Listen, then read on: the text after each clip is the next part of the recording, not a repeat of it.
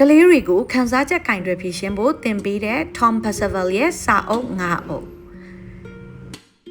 နံပါတ်1 Ravi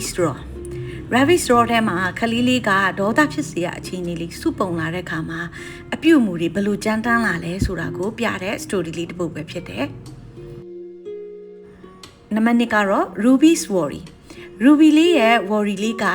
တယောက်ယောက်ကိုထုတ်ဖော်မပြဘဲနဲ့စိတ်ထဲသိမ်းထားတဲ့ခါမှာ worry လေးတစ်ဖြည်းဖြည်းဘလို့ကြီးလာလဲပြီးတော့ရင်သူ့ရဲ့နေ့စဉ်အလုပ်တွေကိုဘလို့အနောက်ရှက်ပြုတ်လာလဲဆိုတာကိုပြတဲ့ story လေးပဲဖြစ်ပါတယ်နံပါတ်3ကတော့ Milo's Monster ရဲ့အချစ်ဆုံးတငယ်ချင်းလေးက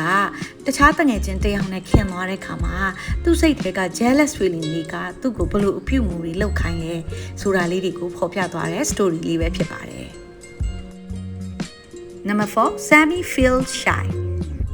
Sammy ဆိုတဲ့ကလေးလေးကအကြောင်းမှာတငယ်ချင်းတွေကြားထဲမှာ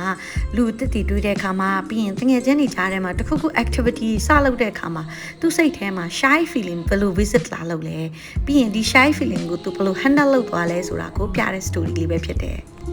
နံပါတ်5 Misha makes friendsဒီ story လေးထဲမှာတော့lonely ဖြစ်နေတဲ့မီရှာလေးအတွက်တငယ်ချင်းလုပ်ရတာဘလို့အခက်ခဲတွေရှိခဲ့လဲပြီးသွားရင်တငယ်ချင်းအသစ်တွေကိုသူဘလို့လုပ်သွားလဲဆိုတာကိုပြသွားတဲ့ story လေးပဲဖြစ်ပါတယ်